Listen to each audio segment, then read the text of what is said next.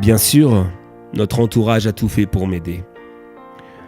Ils me soutenaient et ils essayaient un tant soit peu de me distraire, de me changer les idées. Mais surtout, ils m'ont écouté. Ah oui, qu'est-ce qu'ils m'ont écouté? Écouté parler de toi, de nous, de toi, de nous, de toi Florence, de toi Florence, de toi. Ils ont même essayé, après quelques années, de me présenter des femmes, pensant que je pourrais peut-être me consoler, sans jamais t'oublier, mais juste me consoler. Les pauvres, je sais qu'ils faisaient ça pour moi, mais c'était peine perdue. Mon cœur s'est éteint le jour où tu nous as quittés. Depuis, mes journées étaient rythmées d'automatisme, sans plaisir. Je vais bosser, je rentre, je mange et je me pose devant la télé, sans rien ressentir. Puis je vais me coucher comme tout le monde. Je dors et le lendemain je me réveille et je repars pour une autre journée. Une autre journée sans toi, une autre journée sans soleil, si triste, si morne. Par contre, chaque soir, j'embrasse ta photo sur la table de chevet. Et je serre dans ma main cette bague que je n'ai pas eu le temps de t'offrir. Car oui, Florence, oui, j'allais te demander ta main, j'allais te demander de m'épouser. Mais la vie en a décidé autrement. Et tu n'es plus là.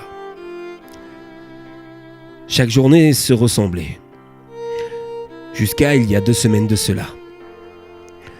Chaque nuit avant de m'endormir, je pose cette bague à côté de ta photo.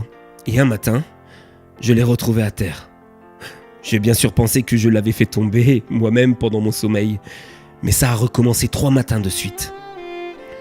J'avoue qu'au début, ça ne m'a pas rassuré. Et puis je ne sais pourquoi. J'ai commencé à penser que c'était toi. Que tu étais à nouveau là près de moi. Ça peut paraître dingue. Mais dès lors que j'ai commencé à penser ça, tout s'est accéléré. Un matin, alors que j'étais sous la douche, la salle de bain était remplie de buée. Et sur le miroir de celle-ci, il s'est écrit distinctement « Trop petite ». J'ai très vite fait le rapprochement avec la bague. Et si c'était toi qui l'essayais chaque nuit?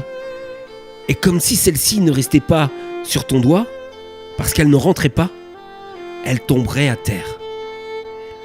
Je suis sûr que ça peut paraître complètement idiot. Mais je ne voyais pas d'autre explication à tous ces phénomènes. Et je crois aussi et surtout que je m'en accommodais bien. Dès lors, j'entrepris de faire comme si tu étais présente autour de moi. C'est dingue, oui, je sais. Mais te disant bonsoir en passant la porte et te parlant le plus souvent possible. Et bizarrement, j'ai un peu commencé à reprendre goût à la vie.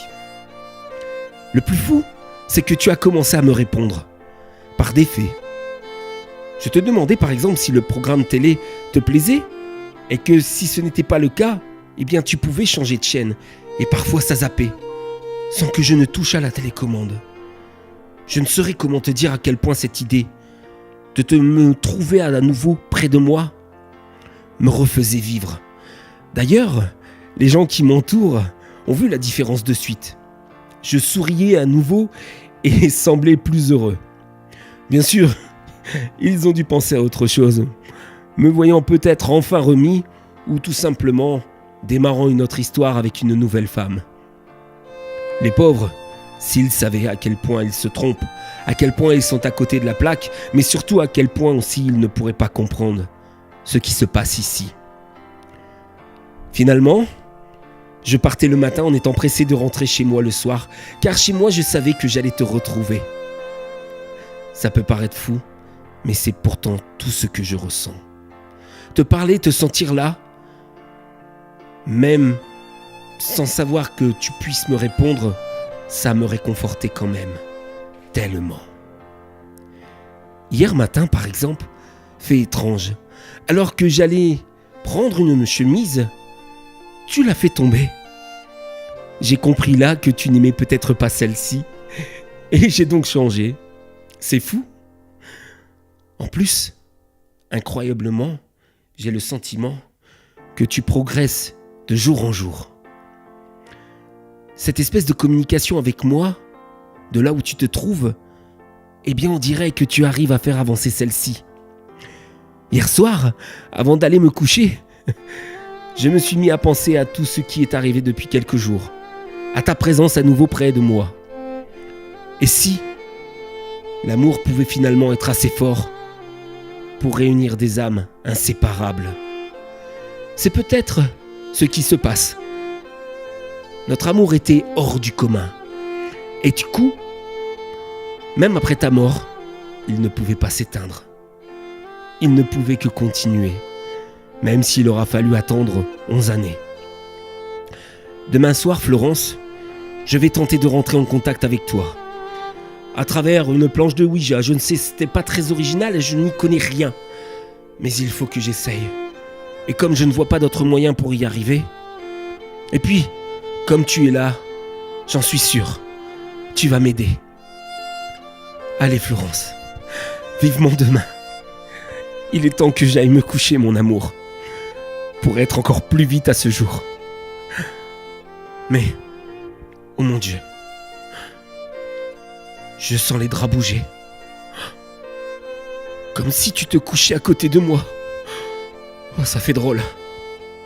J'en frissonne. Je sens ta main se poser sur mon bras, comme tu le faisais de ton vivant. Waouh, c'est fou comme tu progresses vite, Florence. Je me sens vraiment bizarre. Mais une drôle d'idée me trotte dans la tête. Et si c'était pas ta main ?